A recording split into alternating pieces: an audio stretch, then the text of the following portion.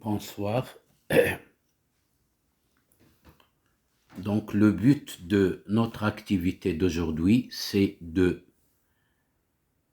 savoir comment pronominaliser un complément d'objet direct du verbe. Maintenant, avant, on a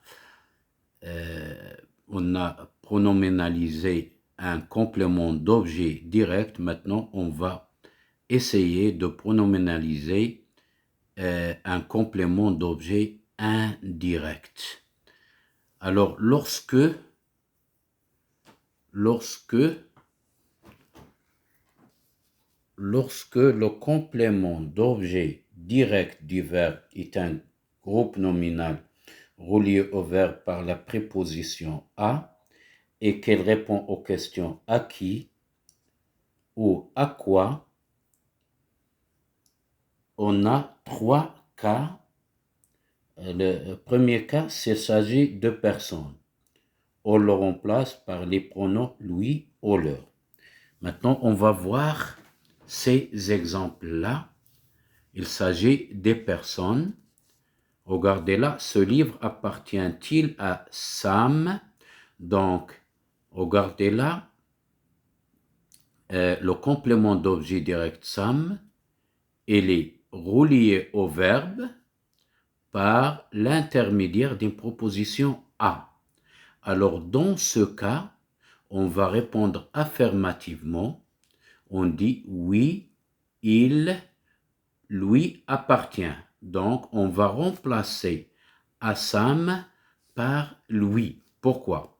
Parce que, d'abord, le complément d'objet indirect qui est Sam est relié au verbe appartient par l'intermédiaire d'une proposition à. Ça, c'est premier. Deuxième, Sam est une personne. Alors, dans ce cas, on va remplacer Sam par lui, et lui va être placé avant le verbe. Voilà, ça c'est la première chose. Donc, il y a deux conditions là pour pouvoir remplacer un complément d'objet indirect par lui. La première condition, c'est les lier par l'intermédiaire d'une proposition à. Deuxième condition, c'est une personne. D'accord? La deuxième question, fit-il plaisir à sa maman? Regardez, sa maman est une personne. Elle est reliée au verbe. Le verbe c'est fait ici, fait. Il est relié par l'intermédiaire d'une proposition à. Donc, on va répondre oui, il lui fait plaisir. Regardez, lui, il est placé avant le verbe et lui, il remplace sa maman. Et pourquoi on fait lui? Parce que sa maman est une personne et il est lié au verbe par l'intermédiaire d'une préposition à. Maintenant, on passe à la troisième phrase. Obéit-elle à ses parents? Regardez là, ses parents ce sont des personnes. Il est relié au verbe obéir par l'intermédiaire d'une proposition. Mais ses parents, il est au pluriel dans ce cas. Lorsqu'il est au pluriel, on va le remplacer par leur. Et on va répondre à, donc là c'est une question, obéit-il à ses parents? On va répondre affirmativement par oui, il leur obéit. Et alors, il remplace ses parents qui est au pluriel et leur, elle est placée avant le verbe. Sourit-elle à ses copines? Donc, ses copines, ce sont des personnes. Ils sont reliés au verbe par l'intermédiaire d'une proposition à. Donc, on va les remplacer par leur parce qu'ils sont au pluriel. Et on va dire oui, il leur sourit. Ça, c'est le premier cas. Deuxième cas. Lorsque, avec le verbe penser, donc on pose la question avec le verbe penser, et on va dire pense-t-elle à Sam? Donc, Sam, qui est une personne, il est relié au verbe penser par l'intermédiaire d'un verbe, par l'intermédiaire d'une préposition. Donc, Sam, qui est une personne, il est relié et qui est un complément d'objet indirect et qui est relié au verbe penser par l'intermédiaire d'une proposition. Là, on va pas faire oui, il, lui pense, mais on va faire oui, il pense à lui. Donc, avec le verbe penser, lorsqu'il s'agit de verbe penser, on fait il pense à lui. Et dans ce cas, la préposition reste et lui, on va faire lui et lui, il est après le verbe. C'est pas comme l'autre, le cas qu'on vient de voir et que lui, il est avant le verbe. Donc, il est placé après le verbe. Donc, pense-t-il à sa petite sœur? Regardez, pense avec le verbe penser toujours. Donc, elle, toujours, elle se place après le verbe. On va répondre oui, elle pense à elle. Donc, c'est féminin. C'est féminin, donc on va faire elle. Oui, elle pense à elle. Pense-t-il à ses amis? Regarde, ça c'est pluriel, masculin pluriel.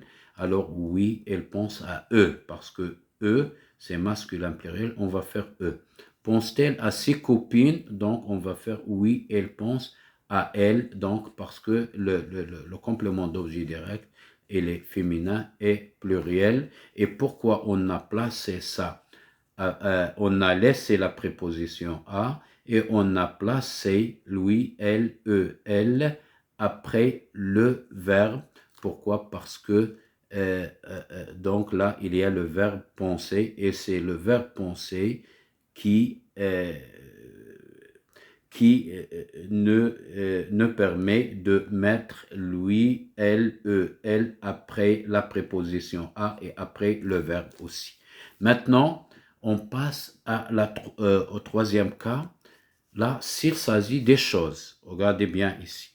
S'il s'agit de choses, on supprime la préposition à et on remplace le complément d'objet direct par le y qui est placé avant le verbe. Regardez là, nous pensons à notre examen. Nous pensons à notre examen. Donc là, regardez là, c'est un complément d'objet indirect et donc il est relié au verbe par la préposition à, mais c'est une chose, c'est pas une personne. Donc c'est une chose. Dans ce cas, on va faire nous y pensons. On va remplacer à notre examen par Y.